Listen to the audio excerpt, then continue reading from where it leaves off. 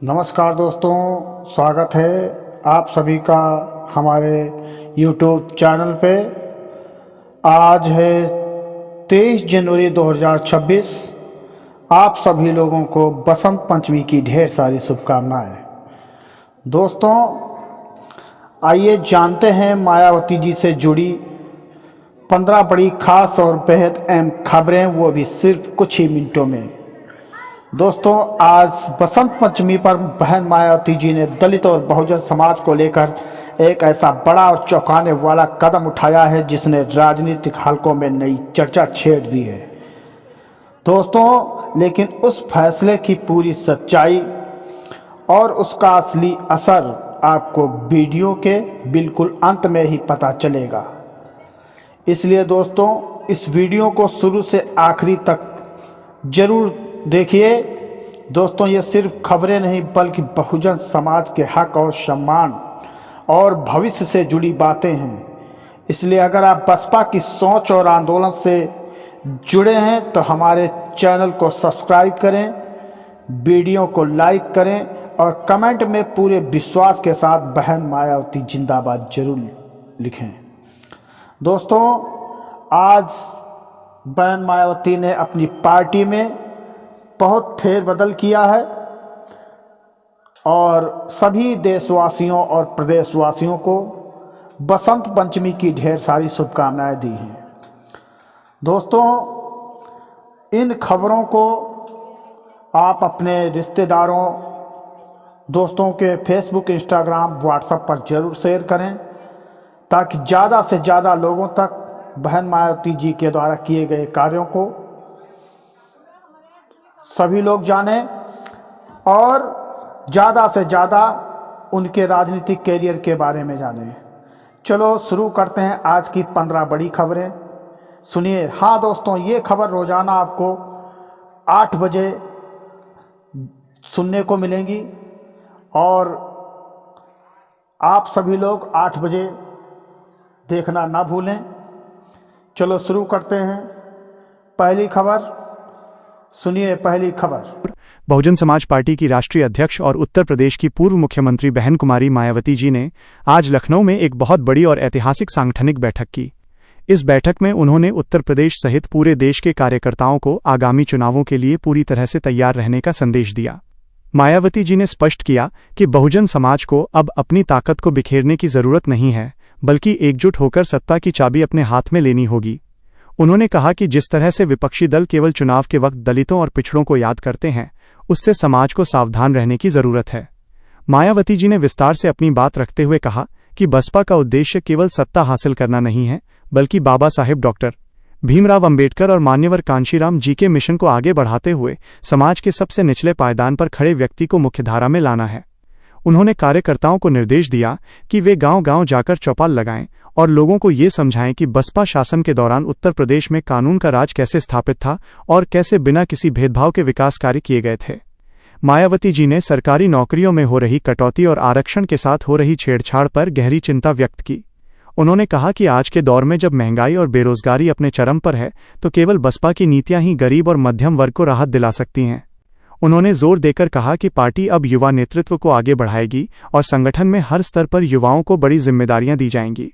मायावती जी ने यह भी साफ किया कि पार्टी का मुख्य एजेंडा सर्वजन हिताय सर्वजन सुखाय ही रहेगा, जिससे समाज के हर वर्ग को साथ लेकर चला जा सके। इस खबर ने राजनीतिक गलियारों में हलचल पैदा कर दी है, क्योंकि मायावती जी का ये आक्रामक रुख विरोधियों के लिए एक बड़ी चुनौती बनने वाला है। आइए बढ़ते हैं दूसरी बड़ी खबर की ओर। मायावती जी ने आज केंद्र और राज्य सरकारों की आर्थिक नीतियों पर एक बहुत ही कड़ा प्रहार किया है। उन्होंने एक लंबी प्रेस विज्ञप्ति जारी करते हुए देश की वर्तमान आर्थिक स्थिति को लेकर गंभीर सवाल उठाए हैं। मायावती जी ने कहा कि जिस तरह से देश की सार्वजनिक संपत्तियों का निजीकरण किया जा रहा है, वो असल में बहुजन समाज के संवैधानिक अधिकारों पर हमला है। उन्होंने तर्क दिया कि निजीकरण के कारण आरक्षण की व्यवस्था धीरे धीरे खत्म की जा रही है, जिससे दलितों, पिछड़ों और आदिवासियों के लिए सम्मानजनक रोजगार के अवसर समाप्त हो रहे हैं। मायावती जी ने महंगाई के मुद्दे पर सरकार को घेरते हुए कहा कि आम आदमी के लिए आज 2 वक्त की रोटी का जुगाड़ करना भी मुश्किल हो गया है। खाद्य पदार्थों, रसोई गैस और पेट्रोल डीजल की आसमान छूती कीमतों ने गरीब परिवारों की कमर तोड़ दी है। उन्होंने अपनी सरकार के कार्यकाल का उदाहरण देते हुए कहा कि बसपा शासन में न केवल कीमतें नियंत्रण में थीं, बल्कि कानून व्यवस्था इतनी मजबूत थी कि व्यापारियों और आम जनता को किसी बात का डर नहीं था। मायावती जी ने विशेष रूप से महिलाओं की सुरक्षा पर भी चिंता जाहिर की और कहा कि आज के समय में महिलाएं कहीं भी सुरक्षित महसूस नहीं कर रही हैं। उन्होंने मांग की कि सरकार को विज्ञापनबाजी छोड़कर जमीन पर काम करना चाहिए और बेरोजगारी दूर करने के लिए ठोस कदम उठाने चाहिए। मायावती जी ने अपने संबोधन में ये भी कहा कि अगर सरकार ने जल्द ही अपनी जनविरोधी नीतियों में सुधार नहीं किया तो बसपा पूरे देश में बड़ा आंदोलन करने से पीछे नहीं हटेगी। उन्होंने अपील की कि वे इस संदेश को हर घर तक पहुंचाएं कि केवल बसपा ही वो विकल्प है जो दलितों, वंचितों और शोषितों के हक की लड़ाई पूरी ईमानदारी से लड़ सकती है। मायावती जी का ये बयान आज सोशल मीडिया पर भी जबरदस्त तरीके से वायरल हो रहा है और लोग उनकी बेबाक राय की सराहना कर रहे हैं। आइए बढ़ते हैं तीसरी बड़ी खबर की ओर। मायावती जी ने आज उत्तर प्रदेश और देश के अन्य हिस्सों में दलितों पर बढ़ते अत्याचारों को लेकर अत्यंत कड़ा रुख अपनाया है। उन्होंने हालिया घटनाओं का जिक्र करते हुए कहा कि वर्तमान सरकारों के संरक्षण में असामाजिक तत्वों के हौसले बुलंद हैं, जिसके कारण गरीब और कमजोर वर्गों का जीवन असुरक्षित हो गया है। मायावती जी ने साफ तौर पर कहा कि जब बसपा की सरकार सत्ता में थी तो अपराधियों के मन में कानून का ऐसा खौफ था कि वे अपराध करने से पहले 100 बार सोचते थे, चाहे वे अपराधी किसी भी रसूख वाले क्यों न हों। उन्होंने प्रशासन को चेतावनी दी है कि यदि दलितों और वंचितों के खिलाफ हिंसा नहीं रुकी तो बहुजन समाज पार्टी सड़कों पर उतरकर व्यापक विरोध प्रदर्शन करेगी। मायावती जी ने पार्टी के कानूनी प्रकोष्ठ को निर्देश दिया है कि जहां कहीं भी दलितों के साथ अन्याय हो रहा है वहां उन्हें तुरंत कानूनी सहायता उपलब्ध कराई जाए। उन्होंने कार्यकर्ताओं से कहा कि वे पीड़ित परिवारों के साथ खड़े रहें और उन्हें कभी भी अकेला महसूस न होने दें। बहन जी ने यह भी कहा कि बाबा साहेब द्वारा दिए गए संवैधानिक अधिकारों की रक्षा करना हमारा परम कर्तव्य है और हम किसी भी सरकार को संविधान की मूल भावना के साथ खिलवाड़ नहीं करने देंगे। आइए बढ़ते हैं चौथी बड़ी खबर की ओर। मायावती जी ने आज युवाओं के लिए रोजगार और भविष्य की योजनाओं पर अपना विजन साझा किया है। उन्होंने कहा कि आज का शिक्षित युवा बेरोजगार होकर भटक रहा है और सरकारों की गलत नीतियों के कारण उनका भविष्य अधर में लटका हुआ है। मायावती जी ने घोषणा की है कि बसपा के अगले शासनकाल में रोजगार गारंटी योजना को प्राथमिकता दी जाएगी ताकि हर हाथ को काम मिल सके। उन्होंने उत्तर प्रदेश के नोएडा और ग्रेटर नोएडा जैसे क्षेत्रों के विकास का उदाहरण देते हुए बताया कि कैसे उनकी सरकार ने बुनियादी ढांचे का निर्माण कर लाखों लोगों के लिए अवसर पैदा किए थे। मायावती जी ने विशेष रूप से आईटी और मैन्युफैक्चरिंग सेक्टर में दलित और पिछड़े वर्ग के युवाओं की भागीदारी बढ़ाने की बात कही है। उन्होंने कहा कि सरकार को केवल बड़े उद्योगपतियों का कर्ज माफ करने के बजाय छोटे और मध्यम उद्योगों को बढ़ावा देना चाहिए ताकि स्थानीय स्तर पर रोजगार पैदा हो। उन्होंने छात्रों से अपील की कि वे अपनी पढ़ाई पूरी ईमानदारी से करें और भरोसा रखें कि बसपा उनके सपनों को पंख देने के लिए हर संभव प्रयास करेगी। मायावती जी ने यह भी कहा कि वो सरकारी भर्ती प्रक्रियाओं में हो रही देरी और पेपर लीक जैसी समस्याओं को पूरी तरह खत्म करने के लिए एक पारदर्शी सिस्टम तैयार करने की योजना बना रही हैं। आइए बढ़ते हैं पांचवी बड़ी खबर की ओर। बीएसपी सुप्रीमो मायावती जी ने आज उत्तर प्रदेश के मदरसा संचालकों और वहां पढ़ने वाले हजारों छात्रों के हक में एक बहुत ही महत्वपूर्ण और साहसी बयान जारी किया है। इलाहाबाद हाई कोर्ट की लखनऊ बेंच द्वारा मदरसों को लेकर दिए गए हालिया फैसले का स्वागत करते हुए बहन जी ने कहा कि केवल सरकारी मान्यता न होना किसी शिक्षा संस्थान को बंद करने का आधार नहीं हो सकता। उन्होंने सरकार को आड़े हाथों लेते हुए कहा कि शिक्षा का अधिकार हर बच्चे का संवैधानिक अधिकार है और प्रशासन को इसे छीनने का कोई हक नहीं है। मायावती जी ने विस्तार से अपनी बात रखते हुए कहा कि अक्सर जिला प्रशासन की मनमानी के कारण ऐसे संस्थानों को निशाना बनाया जाता है जिससे समाज के एक बड़े वर्ग में असुरक्षा और भय का माहौल पैदा होता है। उन्होंने कहा कि सरकार को चाहिए कि वो शिक्षा के बुनियादी ढांचे को सुधारने में मदद करे, न कि बने बनाए स्कूलों और मदरसों पर ताले डलवाए। बहन जी ने अपनी पूर्ववर्ती सरकारों का जिक्र करते हुए याद दिलाया कि उन्होंने हमेशा अल्पसंख्यक समाज की शिक्षा और उनके आधुनिकीकरण के लिए बजट जारी किया था और उनके धार्मिक व भाषाई अधिकारों की रक्षा की थी।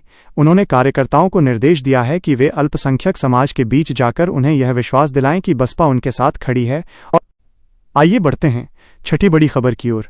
मायावती जी ने आज संसद और विधानसभाओं की कार्यप्रणाली में आ रही गिरावट पर गहरी चिंता व्यक्त करते हुए इसे लोकतंत्र के लिए एक बड़ा खतरा बताया है।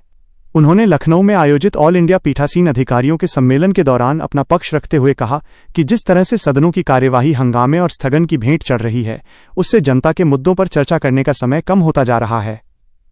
मायावती जी ने स्पष्ट किया कि संसद और विधानसभाएं लोकतंत्र के स्तंभ हैं और इनका मुख्य कार्य सरकार को जनता के प्रति जवाबदेह बनाना है। उन्होंने जोर देकर कहा कि साल में कम से कम 100 दिन सदनों की कार्यवाही बिना किसी व्यवधान के चलनी चाहिए ताकि जनहित के कानूनों पर गहराई से विचार विमर्श हो सके। आइए बढ़ते हैं सातवीं बड़ी खबर की ओर। मायावती जी ने आज देश की चुनाव प्रणाली में सुधार को लेकर एक बहुत ही बड़ा और विस्फोटक बयान दिया है, जिससे राजनीतिक हलकों में खलबली मच गई है। उन्होंने सीधे तौर पर इलेक्ट्रॉनिक वोटिंग मशीन यानी ईवीएम पर सवाल उठाते हुए कहा कि लोकतंत्र में जनता का विश्वास सर्वोपरि है और यदि जनता के मन में वोटिंग प्रक्रिया को लेकर जरा भी शंका है तो उसे दूर करना निर्वाचन आयोग की जिम्मेदारी है। मायावती जी ने मांग की है कि आगामी सभी चुनाव या तो बैलेट पेपर से कराए जाएं या फिर सभी बूथों पर 100% वीवीपैट पर्चियों का मिलान सुनिश्चित किया जाए। उन्होंने आरोप लगाया कि पिछले कुछ चुनावों के परिणाम जनता की अपेक्षाओं के विपरीत रहे हैं, जिससे निष्पक्ष मतदान की अवधारणा पर सवालिया निशान लग गए हैं। मायावती जी ने विस्तार से समझाया कि कई विकसित देशों ने भी अपनी चुनाव प्रणाली में ईवीएम को छोड़कर वापस बैलेट पेपर को अपनाया है, क्योंकि तकनीक के साथ छेड़छाड़ की संभावना को पूरी तरह से नकारा नहीं जा सकता। उन्होंने ये भी कहा कि अगर सरकार और चुनाव आयोग को अपनी पारदर्शिता पर इतना ही भरोसा है तो उन्हें बैलेट पेपर से चुनाव कराने में क्या डर है। बहन जी ने कार्यकर्ताओं से अपील की है कि वे गांव-गांव जाकर मतदाताओं को वोट की कीमत समझाएं और उन्हें ये बताएं कि उनका एक वोट कैसे उनके आने वाले कल को बदल सकता है। आइए बढ़ते हैं 8वीं बड़ी खबर की ओर। मायावती जी ने आज अपनी पार्टी के सोशल इंजीनियरिंग फॉर्मूले सर्वजन हिताय सर्वजन सुखाय को 2026 की नई चुनौतियों के हिसाब से अपडेट करने का ऐलान किया है। उन्होंने लखनऊ में पार्टी के वरिष्ठ नेताओं के साथ हुई बैठक में ये साफ कर दिया कि 2027 के विधानसभा चुनाव के लिए बसपा एक नए अवतार में सामने आएगी। मायावती जी ने कहा कि हमें केवल अपने बेस वोट बैंक पर ही निर्भर नहीं रहना है, बल्कि समाज के हर उस वर्ग को जोड़ना है जो वर्तमान सरकार की नीतियों से दुखी है। उन्होंने भाईचारा कमेटियों के पुनर्गठन का आदेश देते हुए कहा कि इनमें सवर्ण समाज, पिछड़ा वर्ग और अल्पसंख्यकों की उचित भागीदारी सुनिश्चित की जाए। बहन जी ने विस्तार से अपनी रणनीति साझा करते हुए कहा कि बसपा इस बार शहरी क्षेत्रों में भी अपनी पकड़ मजबूत करेगी, जहां पिछले कुछ समय में पार्टी का प्रदर्शन उम्मीद के मुताबिक नहीं रहा है। आइए बढ़ते हैं 9वीं बड़ी खबर की ओर। मायावती जी ने आज लखनऊ में मीडिया को संबोधित करते हुए सरकारी संपत्तियों के अंधाधुंध निजीकरण पर गहरी आपत्ति जताई है। उन्होंने कहा कि रेलवे, हवाई अड्डों और सार्वजनिक उपक्रमों को निजी हाथों में बेचना सीधे तौर पर संविधान द्वारा प्रदत्त आरक्षण व्यवस्था को खत्म करने की एक गहरी साजिश है। बहन जी ने तर्क दिया कि निजी क्षेत्र में आरक्षण का कोई प्रावधान नहीं है, जिससे करोड़ों दलित और पिछड़े युवा सरकारी नौकरियों के अवसर खो रहे हैं। उन्होंने सरकार से मांग की कि वे निजीकरण की प्रक्रिया पर तुरंत रोक लगाएं और सार्वजनिक क्षेत्र को मजबूत करें ताकि गरीब और वंचित वर्ग के युवाओं को सम्मानजनक रोजगार मिल सके। आइए बढ़ते हैं 10वीं बड़ी खबर की ओर। मायावती जी ने आज उत्तर प्रदेश की कानून व्यवस्था को लेकर प्रदेश सरकार को घेरा है। उन्होंने कहा कि विज्ञापनों में भयमुक्त समाज का दावा किया जाता है, लेकिन जमीनी हकीकत इसके उलट है। बहन जी ने कहा कि आज बहन बेटियां घर से निकलने में डरती हैं और अपराधी बेखौफ होकर घटनाओं को अंजाम दे रहे हैं। उन्होंने अपने शासनकाल की याद दिलाते हुए कहा कि बसपा सरकार में अपराधी या तो जेल में होते थे या प्रदेश छोड़कर भाग जाते थे। उन्होंने राज्यपाल से हस्तक्षेप की मांग करते हुए कहा कि राज्य में संवैधानिक मूल्यों और आम नागरिकों की सुरक्षा को प्राथमिकता दी जानी चाहिए। आइए बढ़ते हैं 11वीं बड़ी खबर की ओर। मायावती जी ने आज उत्तर प्रदेश के किसानों की समस्याओं को लेकर सरकार के खिलाफ मोर्चा खोल दिया है। उन्होंने कहा कि आवारा पशुओं की समस्या के कारण किसान रात रात भर जागकर अपने खेतों की रखवाली करने को मजबूर हैं, जिससे उनकी सेहत और फसल दोनों पर बुरा असर पड़ रहा है। बहन जी ने विस्तार से बताया कि सरकार की नीतियां केवल कागजों तक सीमित हैं और जमीनी स्तर पर गौशालाओं की स्थिति बेहद दयनीय है। उन्होंने मांग की कि किसानों को उनकी फसलों का उचित मुआवजा दिया जाए और गन्ने के बकाये का भुगतान तुरंत ब्याज सहित किया जाए। मायावती जी ने चेतावनी दी कि यदि किसानों की इन बुनियादी समस्याओं का समाधान जल्द नहीं हुआ तो बसपा का किसान प्रकोष्ठ पूरे प्रदेश में तहसील स्तर पर विरोध प्रदर्शन शुरू करेगा। आइए बढ़ते हैं 12वीं बड़ी खबर की ओर। मायावती जी ने आज देश की शिक्षा प्रणाली और महंगी होती पढ़ाई पर गहरी चिंता व्यक्त की है। उन्होंने कहा कि उच्च शिक्षा आज इतनी महंगी हो गई है कि एक गरीब दलित या पिछड़े वर्ग का बच्चा डॉक्टर या इंजीनियर बनने का सपना भी नहीं देख सकता। बहन जी ने सरकार से अपील की है कि सरकारी विश्वविद्यालयों और कॉलेजों में फीस वृद्धि को तुरंत वापस लिया जाए और छात्रवृत्ति की राशि में बढ़ोतरी की जाए। उन्होंने कहा कि बसपा के शासनकाल में सावित्रीबाई फुले जैसी योजनाओं के जरिए बेटियों की शिक्षा को बढ़ावा दिया गया था, लेकिन वर्तमान सरकारों ने ऐसी कल्याणकारी योजनाओं को बंद कर दिया है। उन्होंने कार्यकर्ताओं से कहा कि वे छात्रों के बीच जाकर शिक्षा के अधिकार के प्रति उन्हें जागरूक करें। आइए बढ़ते हैं 13वीं बड़ी खबर की ओर। मायावती जी ने आज शहरी विकास और बुनियादी ढांचे के नाम पर हो रहे बुलडोजर एक्शन पर कड़ा प्रहार किया है। उन्होंने कहा कि बिना किसी ठोस कानूनी प्रक्रिया के किसी का घर गिरा देना मानवाधिकारों का उल्लंघन है।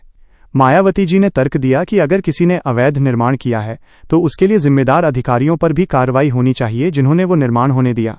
उन्होंने कहा कि गरीबों की झोपड़ियों पर बुलडोजर चलाना आसान है, लेकिन बड़े भूमाफियाओं पर कार्रवाई करने में सरकार के हाथ कांपते हैं। उन्होंने मांग की कि जिन लोगों के घर गिराए गए हैं उन्हें सरकारी योजना के तहत आवास उपलब्ध कराया जाए ताकि वे बेघर न रहें। आइए बढ़ते हैं 14वीं बड़ी खबर की ओर। मायावती जी ने आज पार्टी संगठन में महिलाओं की भूमिका को लेकर एक ऐतिहासिक घोषणा की है। उन्होंने कहा कि आगामी विधानसभा चुनावों में बसपा उन महिलाओं को प्राथमिकता देगी जिन्होंने जमीन पर उतरकर पार्टी के कैडर को मजबूत किया है। बहन जी ने कहा कि बाबा साहेब ने महिलाओं को बराबरी का हक दिया था और बसपा उस सपने को साकार करने के लिए प्रतिबद्ध है। उन्होंने पार्टी के सभी जिला अध्यक्षों को निर्देश दिया है कि वे अपने संगठन में महिला विंग को सशक्त बनाएं और उन्हें नेतृत्व के अवसर प्रदान करें। मायावती जी ने कहा कि जब महिलाएं राजनीति में सक्रिय होंगी तभी समाज में उनके प्रति होने वाले अपराधों पर लगाम लगेगी और एक सुरक्षित समाज का निर्माण होगा। आइए बढ़ते हैं 15वीं बड़ी खबर की ओर, जो कि आज की सबसे चौंकाने वाली खबर है। मायावती जी ने आज घोषणा की है कि वे जल्द ही पूरे देश का दौरा शुरू करेंगी ताकि बहुजन समाज के साथ साथ सर्वजन को जोड़ा जा सके।